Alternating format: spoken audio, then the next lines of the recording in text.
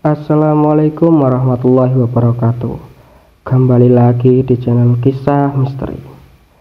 Oke, sebelum Mimin melanjutkan ceritanya, Mimin ingin tahu gimana kabar kalian hari ini. Apakah kalian semua sehat? Bagaimana rezeki kalian? Semoga kalian diberi kelancaran rezeki atas segala usaha yang kalian lakukan. Sebelum kalian mendengarkan cerita ini, Mimin minta untuk yang belum subscribe, segera subscribe, serta like, komen, untuk membuat admin semakin bersemangat untuk membuat konten selanjutnya. Oke, mari kita mulai ceritanya. Seorang perempuan berlari di tengah hutan yang gelap. Hanya sinar rembulan yang menjadi penerang baginya. Menyibak dedaunan untuk meloloskan diri dari sebuah kejaran sosok makhluk berbulu hitam dengan taring panjang keluar dari mulutnya, serta dua tanduk melengkung di kepala. Dengan berkeringat dingin membasahi bajunya, ia terus berlari tak tahu arah kemana tujuannya. Brak! Aduh! Perempuan tersebut tersandung sebuah akar pohon yang besar. Meskipun salah satu kakinya terkilir, ia masih berusaha untuk bangkit dan kabur dari kejaran sosok makhluk tersebut. Sambil terseok-seok, ia berjalan menuju sebuah pohon yang besar. Di sana ia bersembunyi dari kejaran makhluk itu. Sambil memegangi kaki serta menutup mulutnya, ia berusaha untuk tetap tenang. Suara gemuruh detak jantung yang dipacu sangat cepat membuat nafasnya terengah-engah. Suara erangan makhluk yang mengejarnya semakin dekat. Perempuan itu menahan rasa sakit dari kakinya yang terkilir serta rasa takut yang semakin menjadi-jadi, menambah kencang detak jantungnya. Kresek, kresek. Tiba-tiba terdengar langkah kaki yang menginjak dedaunan kering mendekati dirinya. Ia masih menutup mulut dan memegangi kakinya yang gemetaran tak karuan. Butiran keringat dingin semakin membanjiri baju dan celana jeans yang ia pakai. Suara langkah kaki yang semakin dekat membuatnya tak berani melihat. Ia menutup kedua matanya, berharap ada seseorang yang menolong dirinya. Sebuah tangan menggenggam pergelangan tangan perempuan tersebut. Sontak saja, hal itu membuka mata dan mulutnya. Ah! Sebuah telapak tangan menutup mulutnya agar perempuan tersebut tidak berteriak. Ayo pergi dari sini, ajak seorang yang memegang pergelangan tangannya. Terdengar suara seorang pria yang bermaksud menolong dirinya. Pria tersebut memegangi pergelangan tangannya, menarik dan membawanya pergi menjauh dari tempat tersebut. Sambil terseok-seok, pria itu terus menggeretnya sambil berlari, seolah ia tak memperdulikan luka yang dirasakan oleh perempuan tersebut. Siapa kamu? Aku mau dibawa kemana? Tanyanya yang masih ditarik. Namun pria itu tak merespon pertanyaan perempuan itu. Ia masih menarik pergelangan tangannya hingga menjauh dari sosok makhluk berbulu hitam yang tadi mengejarnya. Sebuah cahaya dari kejauhan nampak terlihat menyinari pandangan mereka. Sebuah kampung di dalam hutan yang masih jauh dari peradaban, dengan beberapa obor di depan rumah-rumah warga terlihat jelas di depannya. Kita sudah sampai, kata pria tersebut. Di mana kita? Tanya perempuan itu, seolah tak percaya dengan adanya perkampungan di dalam hutan. Ayo kita ke sana, ajak pria tersebut. Perempuan itu diajak menuju sebuah rumah yang terlihat tua dengan tembok berbahan kayu. Ia pun harus menundukkan kepalanya jika mau masuk ke dalam rumah itu. Sebenarnya di mana aku? Tanyanya lagi. Lebih baik sembuhkan lukamu dulu, jawab pria tersebut. Kamu sudah pulang, nak? Sebuah pertanyaan datang dari seorang nenek-nenek yang sudah sangat tua. Ia beranjak dari kursi kayunya dan berjalan mendekati perempuan tersebut. Berjalan sambil membungkuk mendekatinya. Nenek itu memperhatikan setiap inci tubuh perempuan tersebut sambil memutarnya. Kamu bawa tamu ya, nak? Tanyanya lagi. Ya, nek, dia tersesat di hutan, jawab pria tadi sambil meramu sebuah obat. Gadis manis, kenapa bisa kamu berada di tengah hutan malam gini? Tanya si nenek dengan suara yang halus. Dengan tubuh yang masih gemetar, ia berusaha menjawab pertanyaan dari si nenek. Namun suaranya tak mampu untuk dikeluarkan. Aku tersesat, nek, jawabnya sambil gemetaran. Nenek itu pergi menuju dapur untuk mengambil segelas air putih. Duduklah dulu, ini ada air putih, minumlah agar kamu sedikit tenang, ucap nenek tersebut sambil menyotorkan segelas air. Ia menerima gelas pemberian nenek tersebut Dengan tangan yang masih gemetar, ia berusaha meminumnya, menenggak sampai tetes terakhir. Sambil mengatur nafas dan detak jantungnya, ia mengedarkan pandangan ke sekeliling ruangan tersebut. Sebuah rumah yang cukup tua, hanya disokong 4 batang kayu dengan alas tanah yang belum rata. Tidak nampak keanehan dari rumah yang ia singgahi itu. Meskipun dalam pikirannya belum muncul tendangan, namun setidaknya ia masih bisa selamat dari kejaran makhluk mengerikan yang mengincar nyawanya. Ini, oleskan ke sekujur kakimu yang terluka, kata pria tersebut sambil menyodorkan sebuah ramuan dari daun yang sudah ia terus. Apa ini? Tanyanya. Ini ramuan tradisional untuk menyembuhkan luka, jawab pria itu. Ia menerima ramuan yang diberikan kepadanya, lalu mengoleskan ke kaki yang terluka. Meskipun perih, namun ia berusaha menahan rasa sakit tersebut. Istirahatlah di sini sampai esok menjelang. Terlalu berbahaya keluar malam-malam begini, ujar pria itu. Pikirannya masih berkecamuk antara percaya dan tidak, nyata atau hanya halusinasi. Bahkan rasa takut dan gemetarnya masih belum hilang. Satu hari yang merubah cerita hidupnya. Seorang perempuan yang tidak pernah percaya dengan hal gaib dan selalu menyepelekannya kini tengah mengalaminya sendiri. Malam yang semakin larut membawa nuansa dingin. Si nenek yang tadi memberinya minuman sudah terlelap di atas dipan tempat tidurnya. Begitu pula pria muda yang menolong dirinya dari kejaran makhluk halus tersebut. Kini ia sudah mulai merasa sedikit tenang, meskipun masih banyak hal yang ia pikirkan mengganjal dalam waktu yang singkat. Hawa yang semakin dingin, pasang kelopak mata, tak mampu ia ajak kompromi. Desiran angin menerpa pepohonan, menimbulkan suara berisik. Celah-celah tembok kayu rumah tersebut seolah mempersilahkan udara masuk tanpa permisi. Lewat tengah malam, kelopak mata yang tadinya tidak biasa diajak kompromi kini mulai terpejam, layaknya seperti bunga yang layu. Di sebuah kursi, ia terlelap dalam mimpinya. Setelah semalam berkecimpung dalam gelapnya hutan yang mencekam, suara yang berkokok bersahutan. Sinar matahari menembus celah-celah dinding kayu. Rasa hangat mulai menjalar ke seluruh tubuh perempuan itu. Dengan kesadaran yang belum sempurna, ia mencoba membuka matanya perlahan. Sebuah pemandangan yang masih sama, seperti yang ia lihat semalam. Sambil berusaha menahan rasa sakit di kakinya, ia berjalan menuju pintu rumah tersebut. Bagaimana lukamu, Nduk? Sebuah suara halus terdengar di telinga. Ia sontak menoleh ke belakang. Agak mendingan, Nek, jawabnya sambil memegangi gagang pintu yang belum ia buka. Lebih baik kamu istirahat saja dulu sampai lukamu sembuh. Setelah memberikan saran, si nenek tersebut pergi menuju belakang rumah. Setelah si nenek pergi, ia membuka gagang pintu yang masih ia pegang. Pemandangan yang tak pernah ia jumpai. Rumah-rumah dengan gaya tradisional yang bisa dibilang jauh dari kata modern, berjejer di samping jalan yang belum diaspal. Sebuah kampung di tengah hutan di lereng gunung yang tak mungkin bisa dijangkau dengan mobil memberikan nuansa yang begitu indah. Beberapa rumah terlihat mengeluarkan asap dari celah-celah atap gentengnya, pertanda para warga masih menggunakan pawon dalam dapurnya.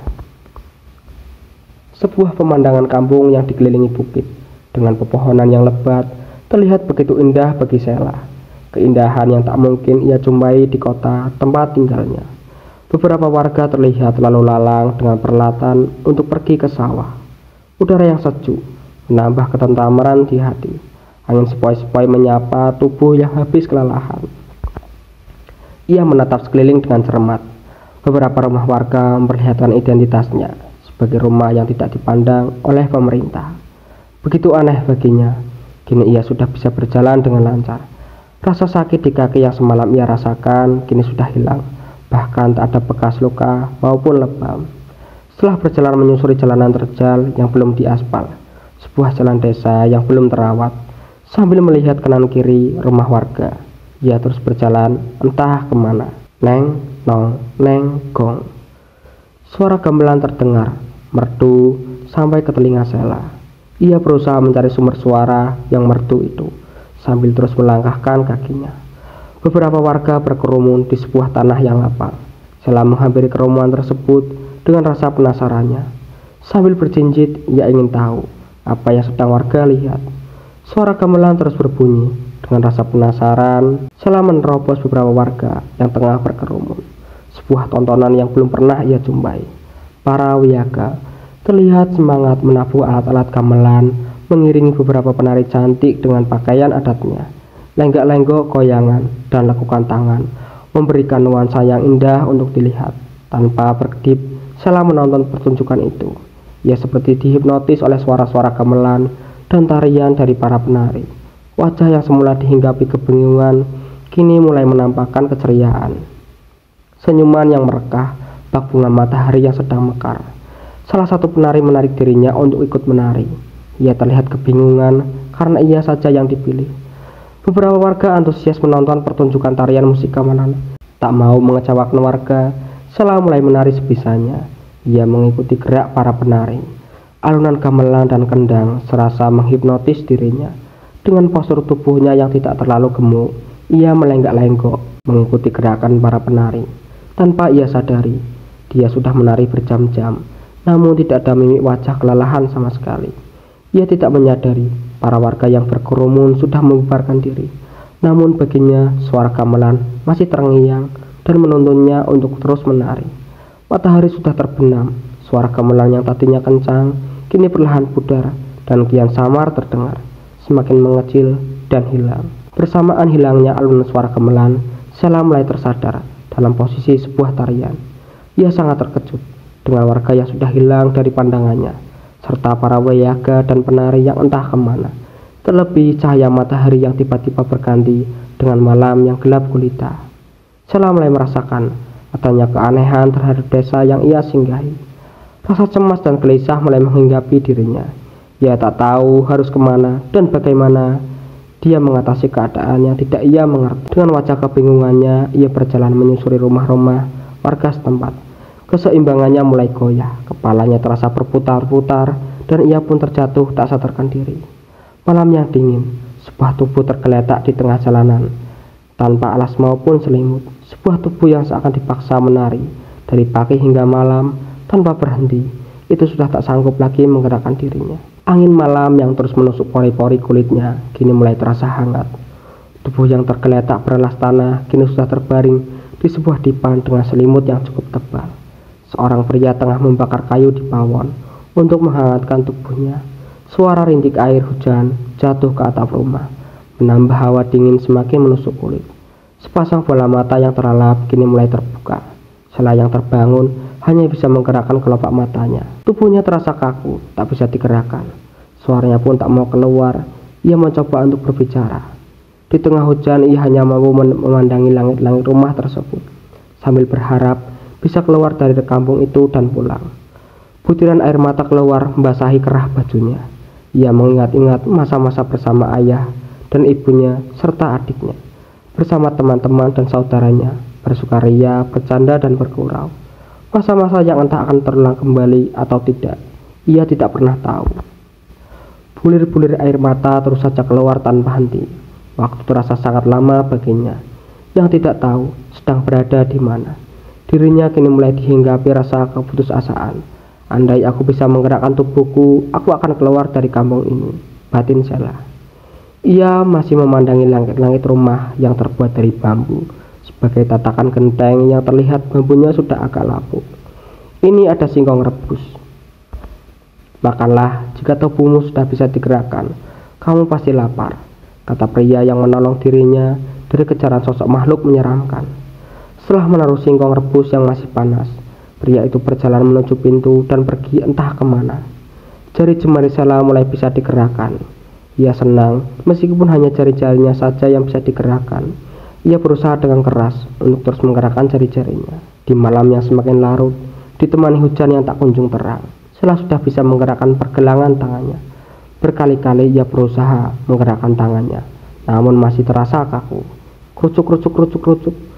Suara cacing perutnya sudah mulai memberontak. Di tengah rasa laparnya, ia masih berusaha menggerakkan tangannya untuk meraih singkong yang berada di atas meja sebelah kepalanya. Rasa laparnya mengalahkan rasa putus asa yang sempat singgah di dirinya. Ia berusaha payah mencoba menggerakkan tangan kanannya untuk meraih singkong tersebut. Meskipun tak jauh darinya, namun dengan tangan yang sulit digerakkan, hal itu serasa berat dan jauh untuk diraih. Ayolah bergerak, batin Sheila. yang berusaha meraih singkong tersebut. Dengan kegigihannya dan juga sisa-sisa tenaganya, ia berhasil meraih singkong yang ditaruh di atas meja. Singkong yang tadinya panas, kini sudah agak dingin karena pengaruh cuaca. Dengan perlahan, ia membuka mulutnya dan memasukkan singkong yang ia pegang. Singkong yang tidak terlalu keras masih bisa ia gigit dengan sisa tenaganya. Ia mulai mengunyah singkong tersebut dengan pelan. 1 hari 2 malam, ia lalui tanpa makan dan hanya meminum segelas air pemberian nenek pemilik rumah yang ia tempat. Terdapat 2 buah ruangan yang sedari tadi tertutup. Salah berpikir kalau kedua ruangan tersebut adalah kamar pemilik rumah ini. Namun ia tidak memperdulikan soal itu. Malam ini, ia hanya fokus kepada dirinya sendiri untuk bisa memulihkan tenaga dan menggerakkan tubuhnya. Ia melihat jarum jam tak bergerak dari angkanya, padahal tadi pagi ia melihat jam itu masih hidup dan berfungsi. Sebuah jam dinding tua yang menunjukkan tepat jam 12 malam dengan jarum panjang dan pendek di angka 12. Bahkan jarum detiknya juga mengarah di angka 12. Selesai memakan 1 singkong, kini kelopak matanya tak bisa diajak kompromi. Ia merasa berat menahan kelopak matanya untuk terus terbuka. Ditemani derasnya hujan tengah malam, Sheila tertidur lelap. Derasnya hujan menemani tidur lelapnya hingga pagi. Jiwa dan raganya yang kelelahan kini mulai bangkit kembali, meski dengan perasaan yang masih sama dengan hari sebelumnya. Sheila membuka matanya.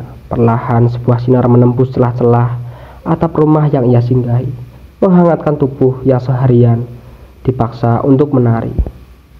Tangannya mulai bisa digerakkan, begitu pula dengan kedua kakinya. Ia mengangkat tangannya hingga bisa ia pandang. Sambil menggerakkan jari-jari mungilnya, ia berusaha bangkit dari tidurnya. Ia menahan sendi-sendi tulang yang terasa menyakitkan untuk digerakkan. Terduduk di sebuah dipan dengan kaki yang menyentuh tanah alas rumah tersebut, ia berusaha berdiri, bertumbuh pada kedua kakinya. Bruk! Namun sayangnya ia terjatuh. Kedua kakinya masih belum kuat untuk menopang berat badannya. Dengan kesadaran yang belum sepenuhnya pulih, ia mencoba meraih meja tempat diletakkannya sepiring singkong rebus. Kedua tangan yang berhasil meraih meja itu kini mencoba untuk mengangkat tubuhnya agar kembali lagi ke atas dipan atau tempat tidur. Susah payah ia lakukan sendiri tanpa ada yang membantunya. Ia berhasil merebahkan kembali tubuhnya di atas dipan. Sebenarnya tempat apa ini dan aku berada di mana?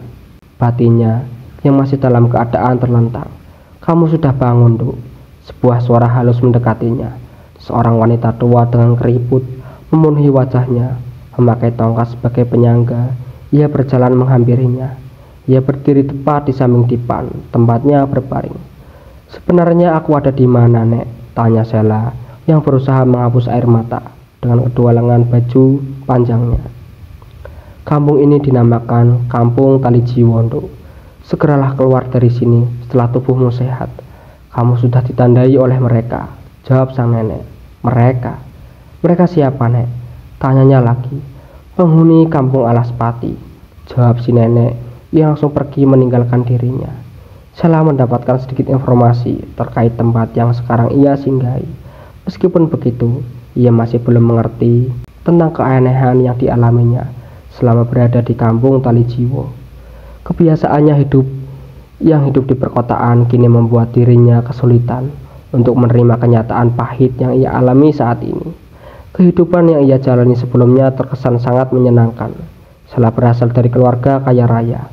Kedua orang tuanya seorang pebisnis handal yang dikaruniai 2 orang anak. Sheila adalah anak pertama mereka, sedangkan ia masih punya seorang adik laki-laki yang kini menjenjang pendidikan di sebuah pondok pesantren. Sheila adalah seorang anak yang selalu dimanja oleh orang tuanya. Apapun yang ia mau selalu dituruti oleh kedua orang tuanya. Berbeda dengan adiknya. Beberapa jam ia hanya bisa terbaring di sebuah dipan tanpa kasur yang hanya berlaskan tikar yang sudah rusak. Punggungnya terasa nyeri dan sedikit karena tidak terbiasa dengan hal tersebut. Terdengar derit panjang dan rendah dari kayu yang menua, disertai gesekan kasar engsel besi berkarat. Suara itu bergema di dalam rumah tua yang ia singgahi, menciptakan suasana hening dan penuh misteri. seperti keluhan dari masa lalu yang terlupakan. Seorang pemuda masuk membawa sebuah karung yang cukup besar. Sela memandangi pemuda itu, berjalan menuju belakang rumahnya sambil membawa karung tersebut. Seharian perutnya belum terisi apapun. Ia berusaha meraih singkong yang masih di atas meja, lalu dimakannya dengan lahap. Semalam ia hanya mampu memakan 1 singkong. Namun kali ini semua singkong yang ada di piring ia habiskan tanpa tersisa. Sela merasakan tenaganya mulai kembali pulih setelah menghabiskan sepiring singkong yang ditaruh di sampingnya. Kini ia mulai mencoba kembali untuk menggerakkan kedua kakinya ke samping dipan dengan posisi terduduk. Telapak kakinya menyentuh tanah alas rumah tersebut. Ia kembali mencoba berdiri, bertumpu pada kedua kakinya, dan tenaga yang kini mulai terisi. Kembali ia mampu untuk berdiri tegak. Dengan perasaan was-was dan khawatir akan terjatuh lagi, Sela mencoba mengangkat kaki kanannya untuk melangkah. Senyumnya merekah, ia berhasil melangkah meski kakinya gemetaran. Sambil menunggu tenaganya pulih, ia kembali mencoba melangkahkan kaki kirinya. Sejengkal demi sejengkal, secara perlahan ia berhasil berjalan dengan lancar meskipun sangat pelan. Kini ia duduk di sebuah kursi kayu, tempat pertama kali memasuki rumah tersebut. Jarak antara dipan dan kursi kayu tak jauh, hanya beberapa meter saja, namun mampu menguras energinya. Di ruangan tersebut, Sela terus mencoba untuk berjalan menguatkan kembali kaki-kakinya yang terasa kaku dan sulit untuk menopang tubuhnya. Tak butuh waktu lama bagi Sela untuk bisa berjalan kembali, melemaskan kaki-kaki kakunya. Sore menyingsing, ia baru tersadar terdapat beberapa tetesan darah di tanah yang sedari tadi ia lewati. Darah apa ini? Gumamnya sambil memperhatikan tetesan tersebut. Ia mengikuti tetesan darah itu sampai ke dapur. Terdapat sebuah pintu anyaman bambu yang menuju halaman belakang rumah itu. Pintu itu ia buka dengan sangat hati-hati. Sebuah pemandangan yang indah sore hari terpampang di depan matanya. Bukit-bukit dengan daun pohon yang lebat tersapu angin memberi nuansa indah namun mencekam. Terdapat sumur lengkap dengan ember dan timba di sebelah kanannya. Sela memperhatikan banyak darah dan air yang baru saja bercampur di sebelah sumur tersebut. Sekelebat ia melihat seorang anak berlari lewat di depannya. Namun saat ia menoleh, anak tersebut sudah hilang.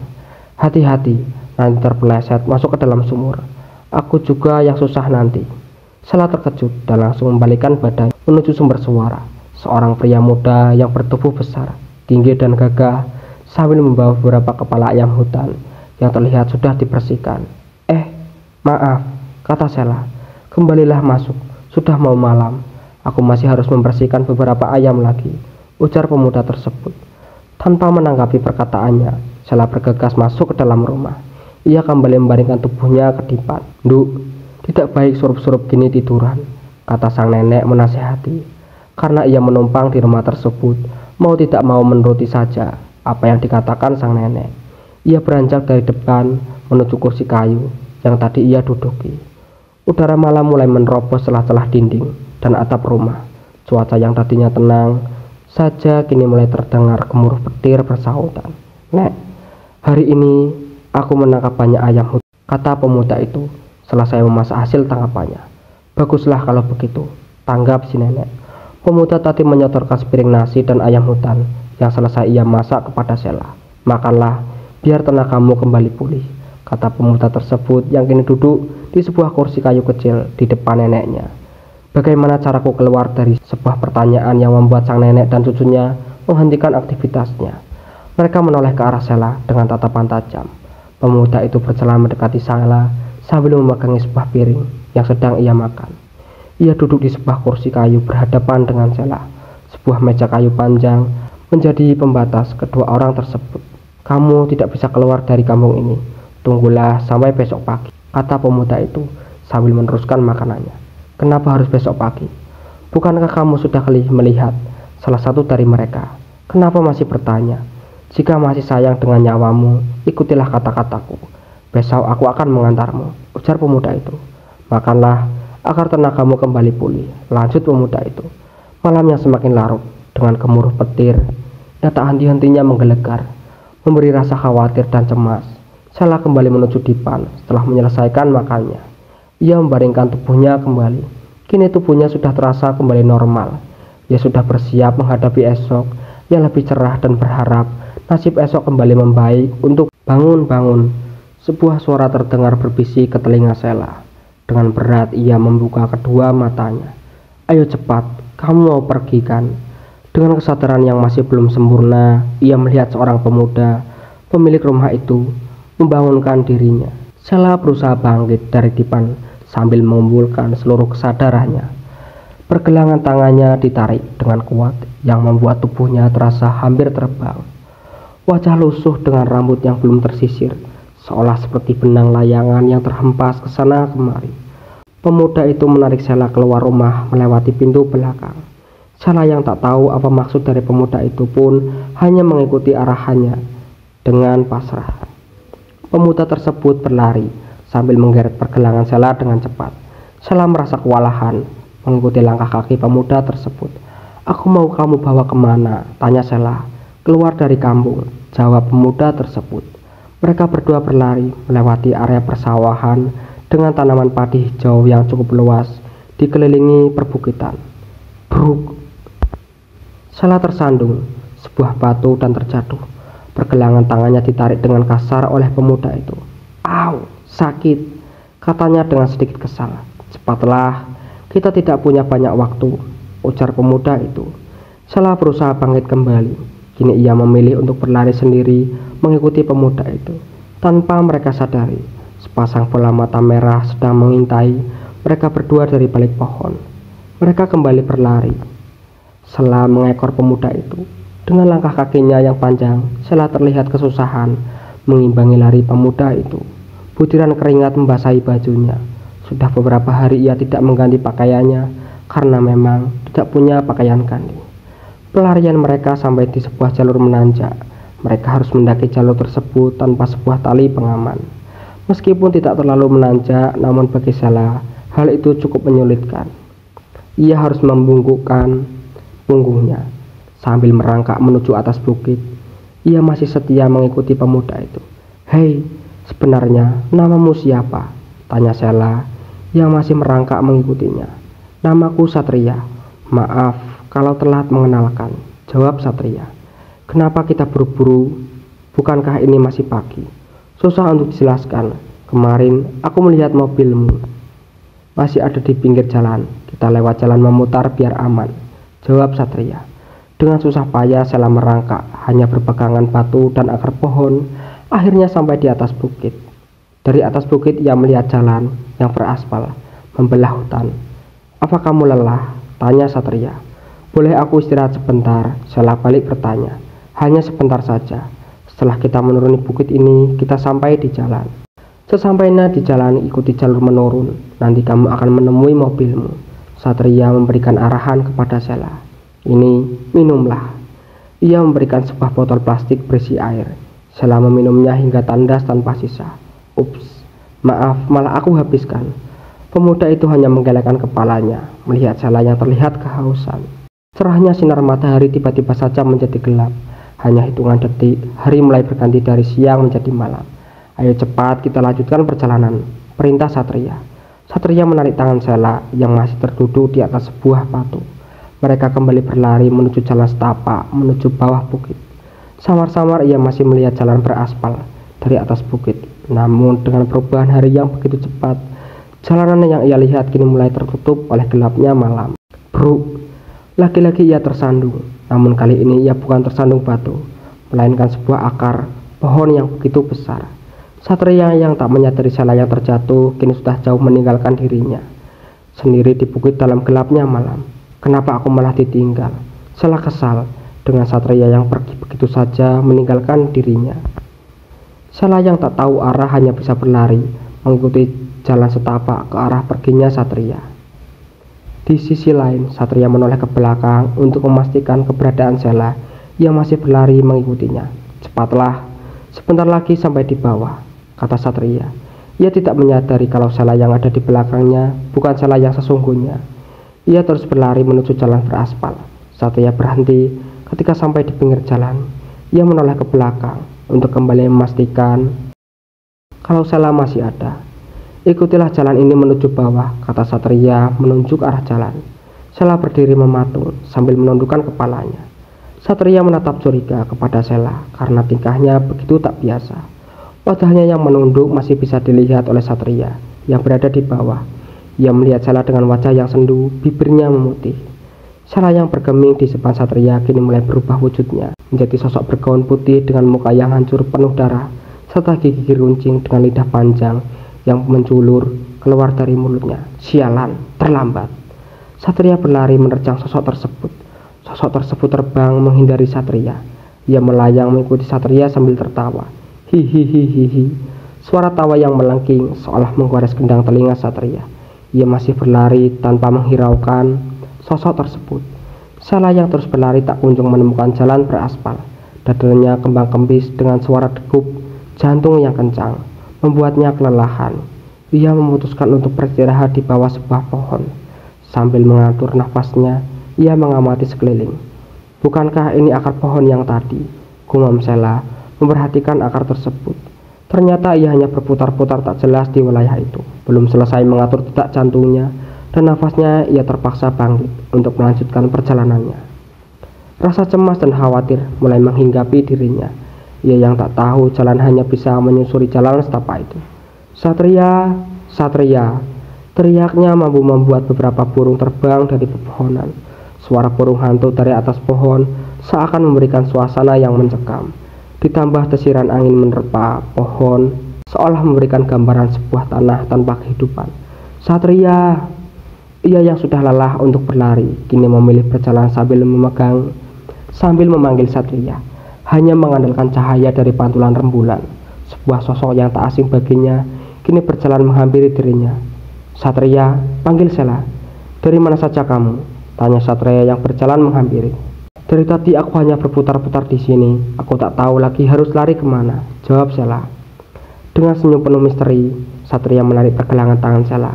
Baru beberapa langkah Sela mendengar seorang memanggil namanya. Sela, Sela. Suara yang tak asing lagi.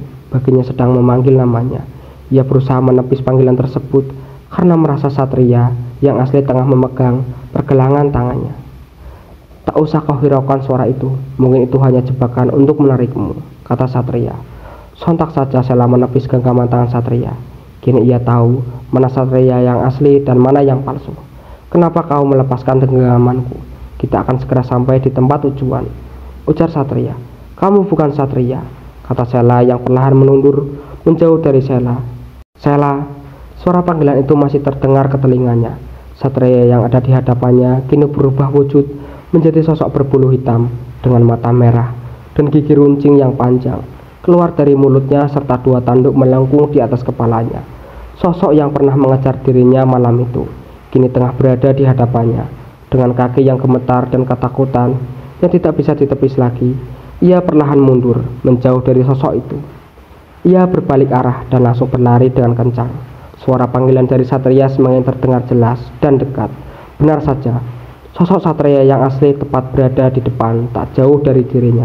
Satria, teriak Sela. Awas, tiba Satria yang berlari ke arahnya. Satria berbalik setelah memeluk Sela. Air mata Sela kini tak terbendung lagi. Semua air matanya tumpah di bahu Satria.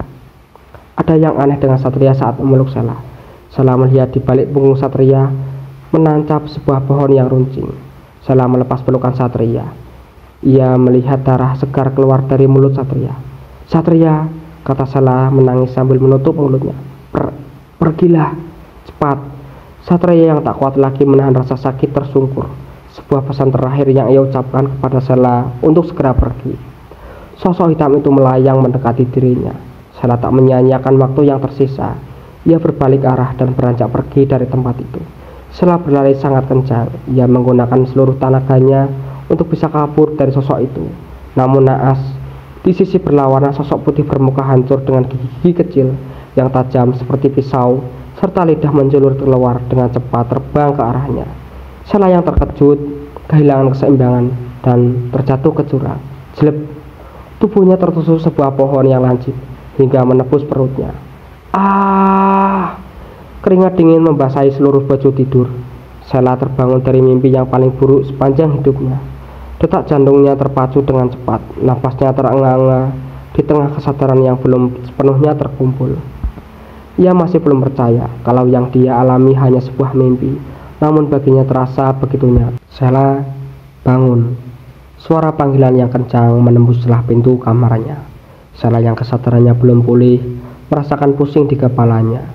Dengan berat ia beranjak dari kasur empuk, berkualitas tinggi, dengan bahan-bahan dan kain yang mahal. Baju tidur yang ia pakai terlihat basah oleh keringat yang keluar dari tubuhnya semalam. Suara panggilan dari mamanya menggema dan masih terus-terusan memanggil dari ruang makan yang terletak di lantai bawah. "Iya, Ma, Sheila mau mandi dulu," saut Sheila dengan suara yang keras. Sheila mengambil handuk, lalu pergi menuju kamar mandi. Sebuah kamar mandi kecil yang menjadi satu dalam ruang kamarnya, memberi gambaran kalau keluarga Sheila tergolong orang yang kaya. Di dalam kamar mandi terdapat sebuah cermin tertempel di tembok. Air mulai membasahi rambut dan tubuhnya setelah keran shower diputar. Tok tok. "Kak, Mama manggil terus itu," kata Ilham dari luar pintu kamarnya. Ilham adalah adik satu-satunya Sheila. Meskipun mereka kakak beradik, namun karakter mereka sangat berbeda jauh. Ilham dengan sifat penurut dan selalu berpikir dewasa, sedangkan Sheila dengan karakter membangkang dan kekanak-kanakan. Bagaikan langit dan bumi bercampur menjadi satu rumah. Selesai mandi, ia melilitkan sebuah handuk untuk menutupi tubuhnya.